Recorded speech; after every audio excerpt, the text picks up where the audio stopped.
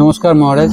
হ্যাঁ 15 আর 16 হ্যাঁ দুদিন যে বামনমুড়া রামকৃষ্ণ মঠে যে অনুষ্ঠান হবে হুম শ্রী শ্রী ঠাকুর রামকৃষ্ণদেবের 190তম আবির্ভাব তিথি উপলক্ষে, হ্যাঁ সেই উপলক্ষে আপনার কাছ থেকে কিছু জানতে চাইছি। আচ্ছা, ধন্যবাদ।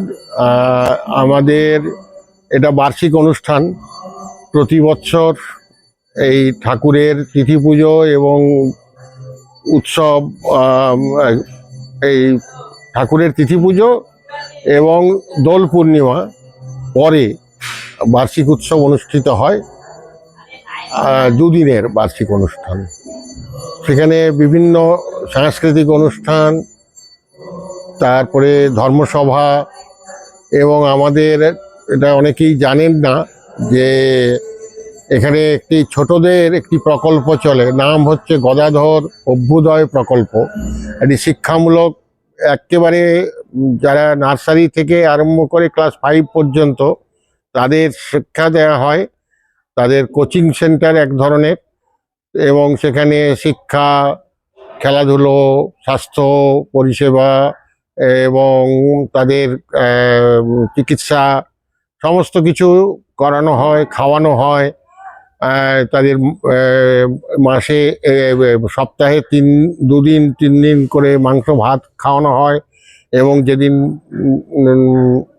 মাংস ভাত খাওয়ানো হয় না সেদিন একটা হেভি ব্রেকফাস্ট দেওয়া হয়। সেখানে খুব নিউট্রিশিয়াস ফুড প্যাকেট দেওয়া হয়, হরলিক্স, তারপরে কেক, ফ্রুটস, পাউরুটি ইত্যাদি দেওয়া হয়, কিশমিশ, খেজুর, চিনিবাদাম ইত্যাদি, কখনো ঘুগনি, চাউমিন ইত্যাদি দেওয়া হয়। এবং তারা সকলেই খুব এই এই আশ্রমিক পরিবেশে তারা বড় হচ্ছে, অনেকটা সময় এখানে থাকে।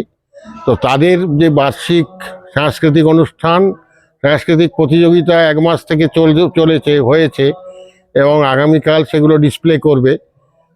15 তারিখ সকাল 9টা থেকে তাদের এই একটা ট্যালেন্ট ডিসপ্লে বলা যায়, সেটা হবে। আর পুরস্কার বিতরণী অনুষ্ঠান হবে 11:30 থেকে প্রায় 12:30 পর্যন্ত।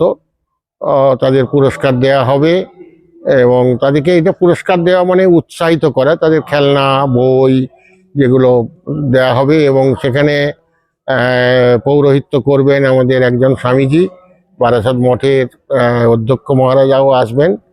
আর মনসাদ্বীপ রামকৃষ্ণ মিশন আশ্রমের সম্পাদকের আসার কথা, এবং আমরা আমন্ত্রণ জানিয়েছি এই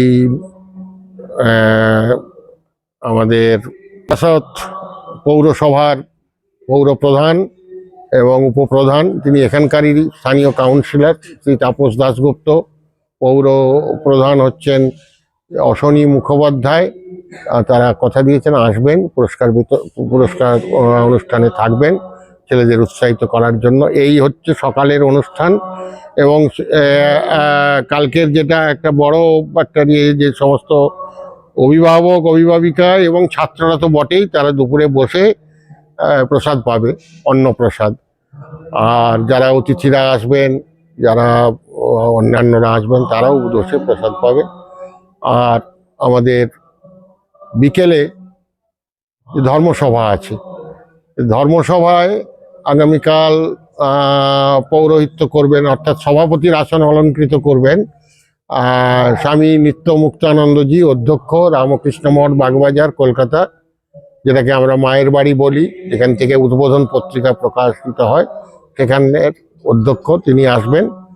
এবং বক্তা হিসেবে থাকবেন বারাসাত মঠের অধ্যক্ষ স্বামী অঘোরাত্মানন্দজি, এবং আরেকজন বক্তা থাকবেন স্বামী শাস্ত্রজ্ঞানন্দজি, খুব সুবক্তা, সুপণ্ডিত, এবং রামকৃষ্ণ মিশন আশ্রম নরেন্দ্রপুরের তিনি সম্পাদক,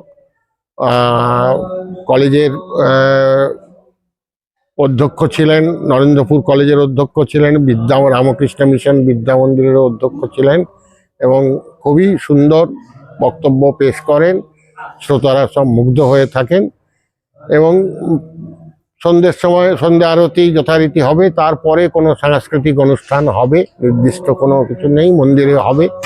কারণ সন্ধ্যের সময় কোনো বিশেষ ভক্তরা আর বেশি থাকে না, সেই জন্য নির্দিষ্ট কোনো অনুষ্ঠান আমরা রাখছি না।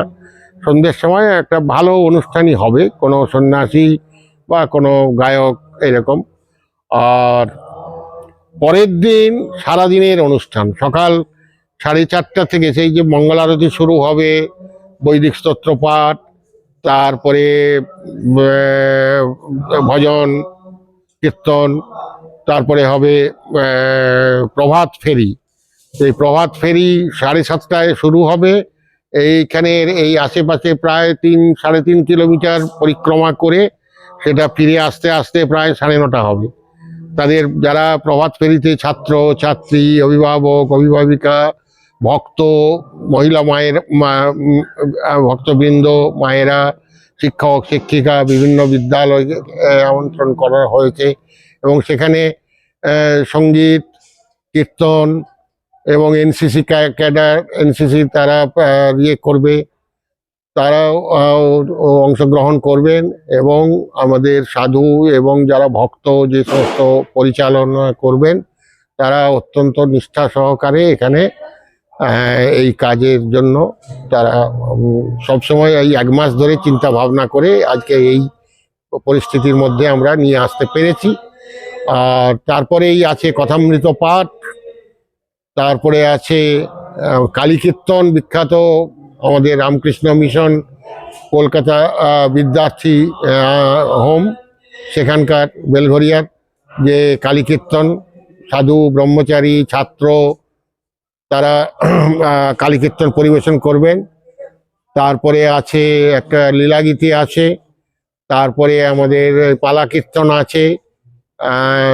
সেখানে ওই ঠাকুরেরই জীবন এবং বাণী অবলম্বনে পালা কীর্তন করবেন আমাদের খুব ঘনিষ্ঠ এবং এই আমাদের অনুষ্ঠানের সঙ্গে সংযুক্ত শ্রী প্রশান্ত চৌধুরী মহাশয়,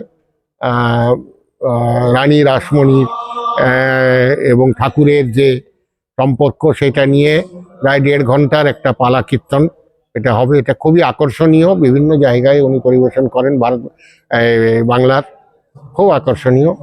তারপরে আবার ধর্মসভা আছে, এই ধর্মসভার সভাপতির আসন অলঙ্কৃত করবেন আমাদের পূজনীয় সাধারণ সম্পাদক মহারাজ, রামকৃষ্ণ মঠ এবং রামকৃষ্ণ মিশন বেলমঠের স্বামী সুবীরানন্দজি মহারাজ।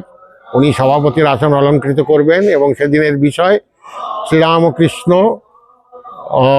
ভাবধারা এবং শ্রীরামকৃষ্ণের অনুধান এবং তার প্রাসঙ্গিকতা এ নিয়ে বলবেন।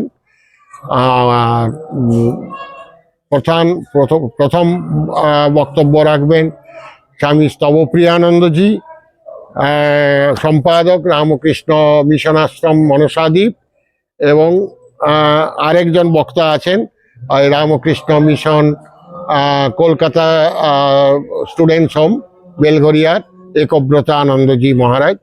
তিনিও ভালো বক্তা, ভালো সুগায়ক, সুপণ্ডিত। এই বক্তব্য থাকবে এবং ওদিনের সবচেয়ে বড় আকর্ষণ বক্তৃতার পরে, বক্তৃতাটা তো খুবই ধর্মসভাটা খুবই আকর্ষণীয়, তো তারপরে যেটা হয় এই যাত্রাপালা। এই যাত্রা হবে, যাত্রা শুনতে এখানকার স্থানীয় বহু মানুষ, এই রাত্রি 11টা পর্যন্ত যাত্রা চলে।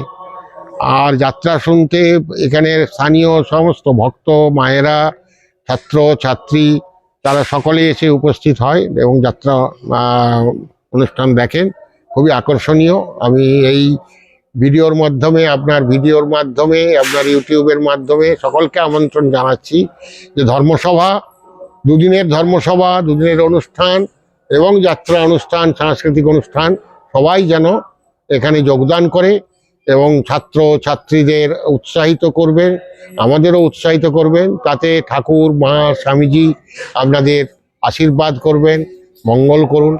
আর যাত্রাপালা সম্পর্কে বলতে গিয়ে থেমে গেলাম। যাত্রা অনুষ্ঠান হবে নীলাচলে মহাপ্রভু, রচনা শ্রী ব্রজেন্দ্র কুমার দে, বিখ্যাত পালাকার, পরিবেশনায় রামকৃষ্ণ আশ্রম নিমপীঠ, দক্ষিণ 24 পরগনা। এই দক্ষিণ 24 পরগনার রামকৃষ্ণ আশ্রম নিমপীঠ একটি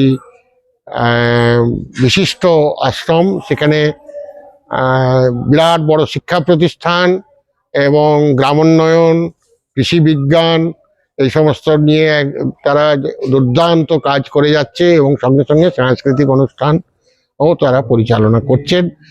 এবং এই দুদিনের অনুষ্ঠান যাতে ভালো হয়, ঠাকুরের কাছে প্রার্থনা করি যাতে সুসম্পন্ন হয়, সেই আশা রাখে সমস্ত ভক্তবৃন্দ, শুভানুধ্যায়ী এবং স্থানীয় মানুষদের সাহায্য প্রার্থনা করে ঠাকুরের কাছে আমাদের আশীর্বাদ প্রার্থনা করছি। সবাইকে ধন্যবাদ ও অভিনন্দন। ধন্যবাদ।